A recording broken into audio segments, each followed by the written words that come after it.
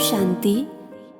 आज 23 ऑक्टोबर 2022ची अव्यक्त बापदादांची अव्यक्त मुरली आहे. रिवाइज डेट आहे 13/10/1992. आजच्या मुरलीचे शीर्षक आहे नंबर 1 बनायचे असेल तर ज्ञान आणि योगाला स्वरूपामध्ये आणा. आज सतशिक्षक आपल्या श्रेष्ठ शिकवण धारण करणाऱ्या गॉडली स्टुडंटना अर्थात ईश्वरीय विद्यार्थ्यांना पाहत आहेत की प्रत्येक ईश्वरीय विद्यार्थ्याने या ईश्वरीय शिकवणीला कितपत धारण केले आहे. शिकविणारे एक आहेत, शिक्षणसुद्धा एक आहे, परंतु शिकणारे अभ्यासामध्ये क्रमवार आहेत. प्रत्येक दिवशीचा धडा मुरलीद्वारे प्रत्येक स्थानावर एकच ऐकतात, अर्थात एकच धडा शिकवतात. मुरली अर्थात धडा प्रत्येक स्थानावर एकच असतो. तारखेचा फरक असू शकतो, परंतु मुरली तीच असते. तरी देखील क्रमवार का? क्रमवारीने कशामुळे होतात? कारण हे ईश्वरीय शिक्षण शिकण्याची विधी फक्त ऐकणे नाहीये, परंतु प्रत्येक महावाक्य स्वरूपामध्ये आणायचे आहे. तर ऐकणे सर्वांचे एकसारखेच आहे, परंतु स्वरूप बनण्यामध्ये नंबरवार होतात.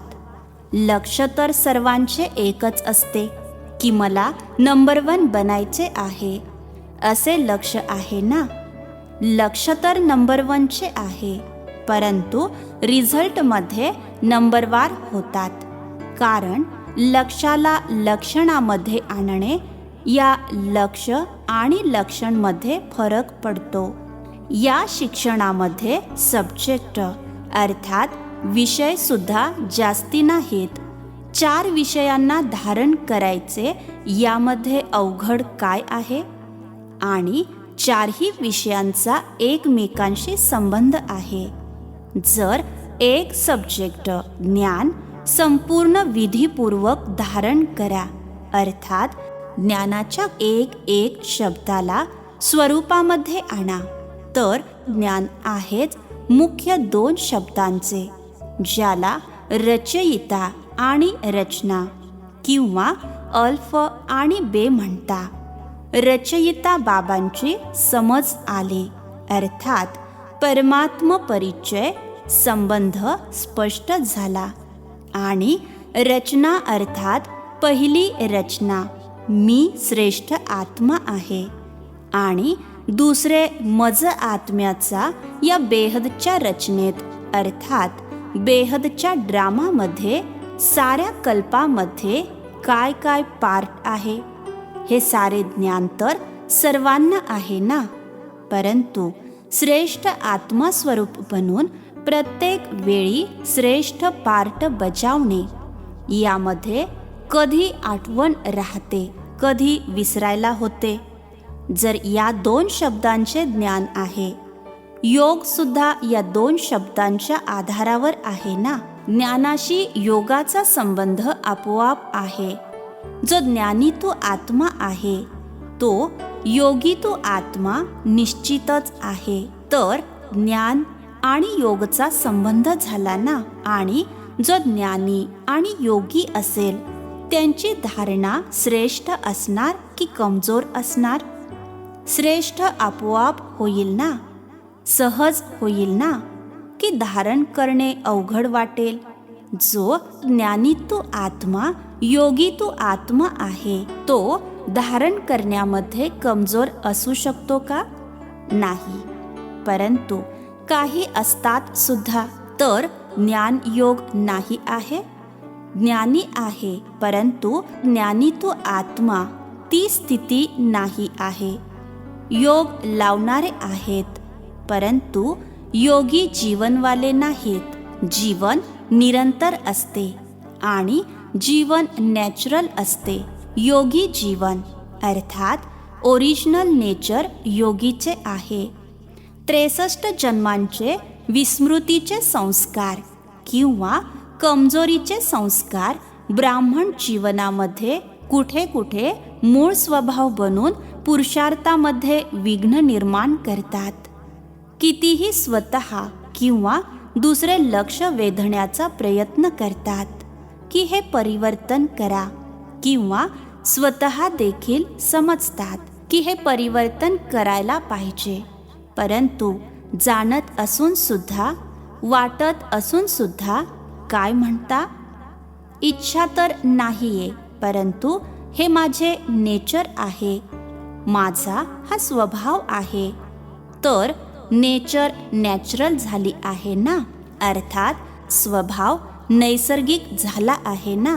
एखाद्याच्या बोलण्यामध्ये किंवा व्यवहारामध्ये ज्ञानसंपन्न व्यवहार किंवा योगी जीवनाप्रमाणे व्यवहार किंवा बोलणे नसेल तर ते काय म्हणतात, हेच बोलणार की माझे नॅचरल बोलणे असेच आहे, बोलण्याचा टोनच असा आहे, किंवा म्हणतील माझे चालचलनच ऑफिशियल किंवा गंभीर आहे.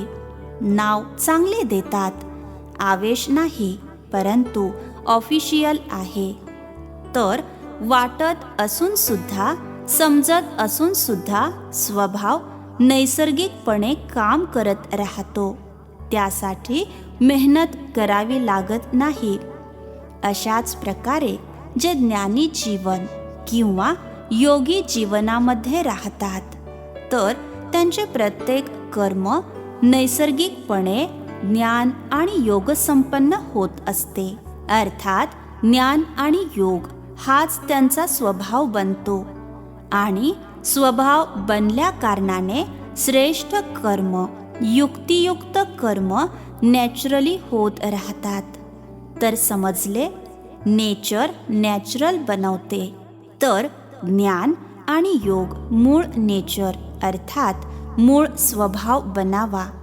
याला म्हटले जाते ज्ञानी जीवन, योगी जीवन वाला. ज्ञानी सर्वजण आहात, योगी सर्वजण आहात, परंतु फरक काय आहे? एक आहेत ज्ञान ऐकणारे व ऐकविणारे, आणि जितके शक्य होईल तितके जीवनामध्ये आणणारे. दुसरे आहेत ज्ञान आणि योगाला प्रत्येक वेळी आपल्या जीवनाची नेचर बनविणारे. विद्यार्थी सर्वजण आहात, परंतु हा फरक असल्या कारणाने नंबरवार बनतात. ज्याची नेचरच ज्ञानी योगीची असेल त्याची धारणा सुद्धा नैसर्गिक होईल. स्वभाव, संस्कार नैसर्गिकपणे धारणा स्वरूपच असतील. वारंवार पुरुषार्थ करावा लागणार नाही की या गुणाला धारण करायला हवे, त्या गुणाला धारण करायला हवे, परंतु पहिल्या फाउंडेशनच्या वेळीच ज्ञान, योग आणि धारणेला आपले जीवन बनविले. त्यामुळे हे तिन्ही सब्जेक्ट अशा आत्म्याची स्वतः आणि स्वाभाविक अनुभूती बनतात. म्हणून अशा आत्म्यांना सहज योगी, सहज ज्ञानी, सहज धारणामूर्त म्हटले जाते. तिन्ही विषयांचे कनेक्शन आहे. ज्यांच्याजवळ इतक्या अनुभूतींचा खजिना भरपूर असेल, अशा संपन्न मूर्त्या स्वतःच मास्टर दाता बनतात. दाता अर्थात सेवाधारी.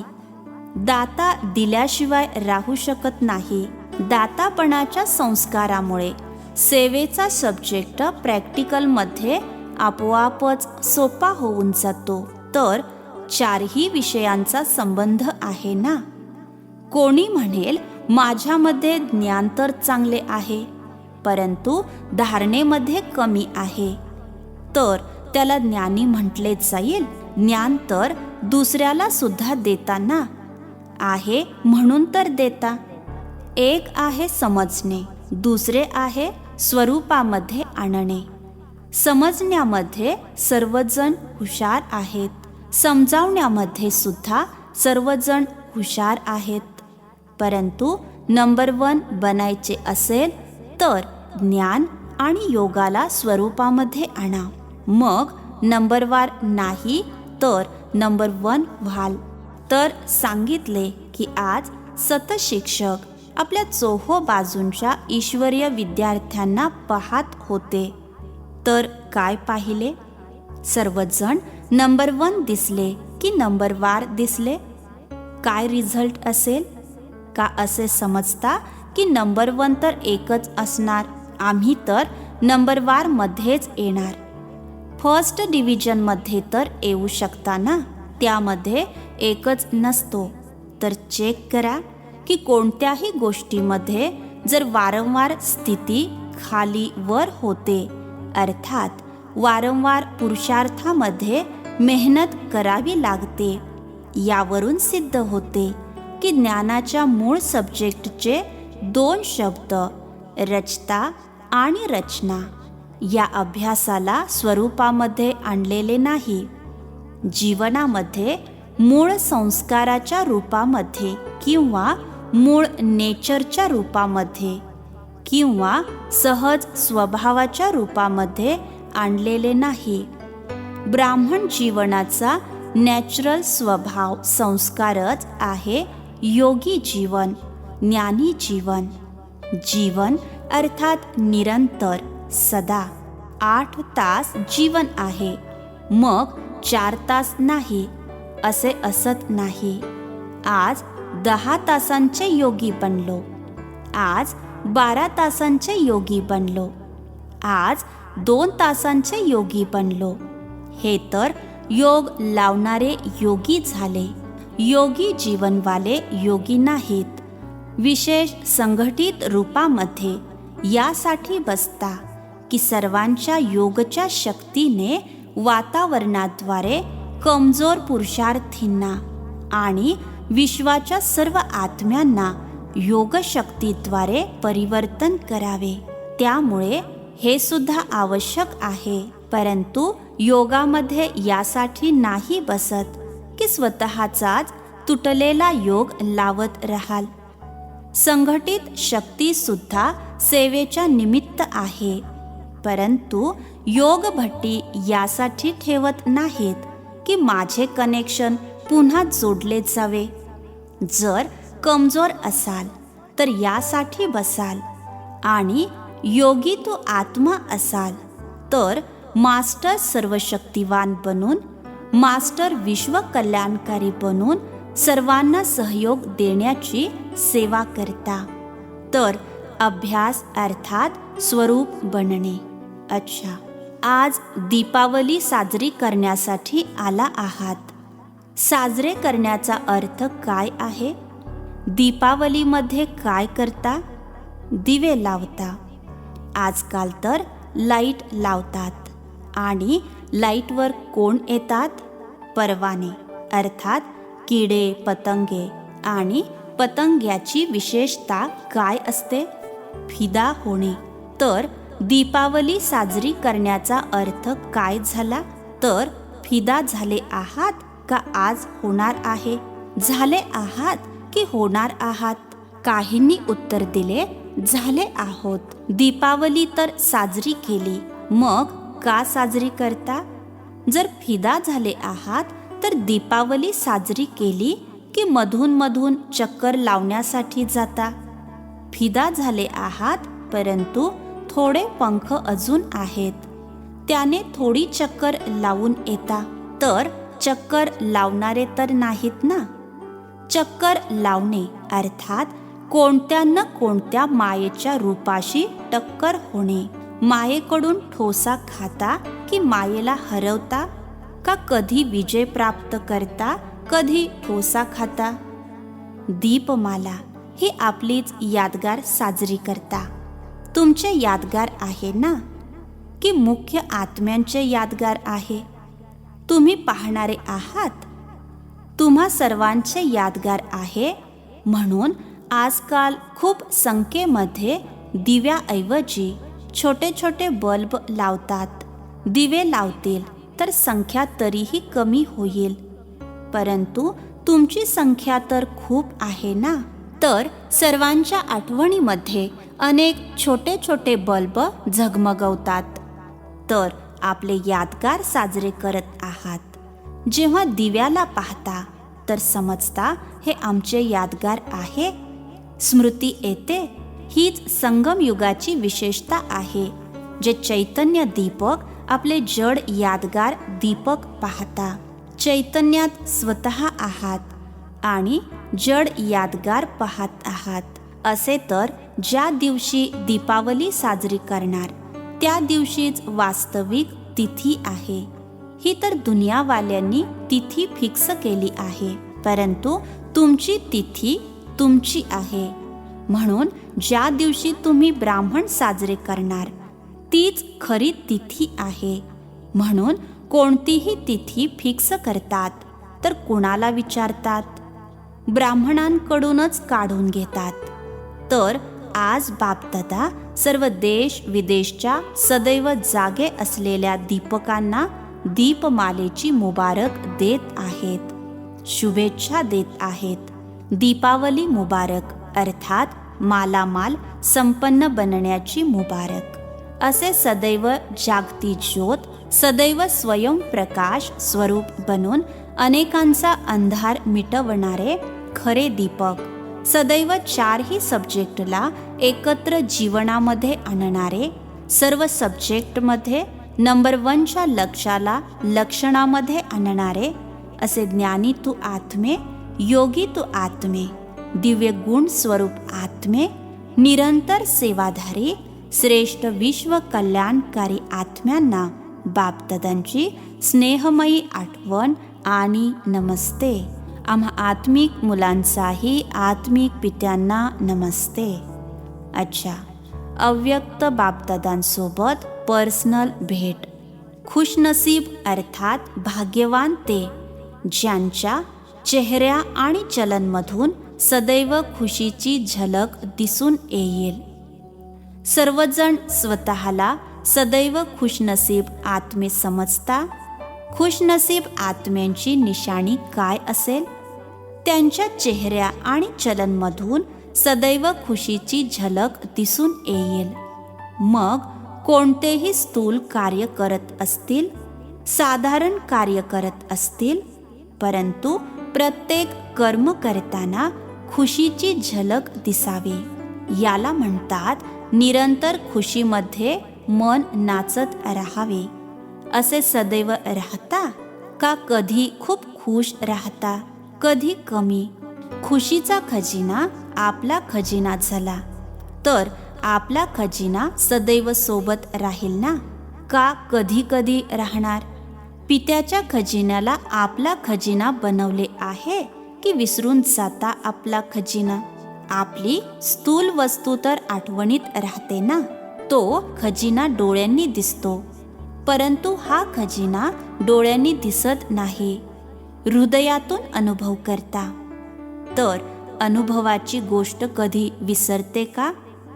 तर सदैव हे स्मृतीमध्ये ठेवा की आम्ही खुशीच्या खजिन्याचे मालक आहोत. जितका खजिना आठवणीत राहील तितका नशा अर्थात खुमारी राहील. तर हा रुहानी नशा इतरांनाही अनुभव करवणार की यांच्याजवळ काही आहे. मातांना नेहमी कोणती आठवण राहते?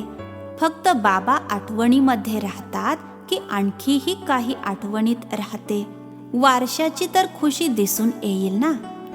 जर ब्राह्मण जीवनासाठी संसारच एक बाबा आहेत, तर संसाराशिवाय आणखी काय आठवणार? सदैव हृदयामध्ये आपल्या श्रेष्ठ भाग्याचे गीत गात रहा.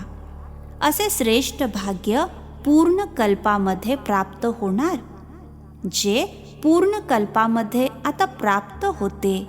तर आताची खुशी, आताचा नशा सर्वात श्रेष्ठ आहे.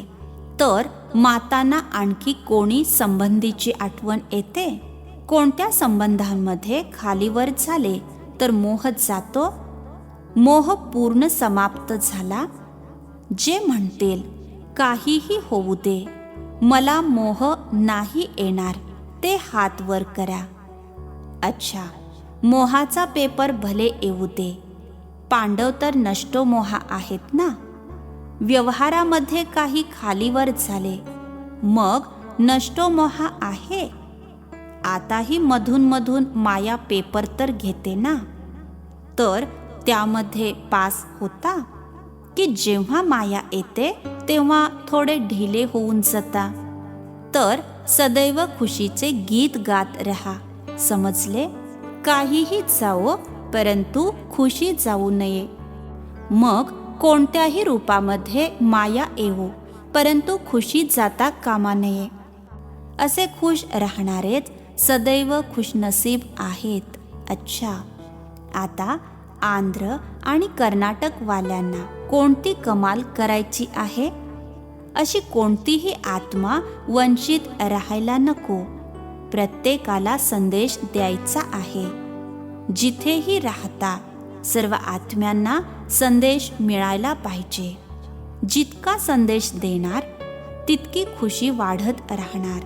अच्छा, आजचे वरदान आहे, उमंग उत्साहाच्या आधारावर सदैव उडत्या कलेचा अनुभव करणारे हिम्मतवान भव.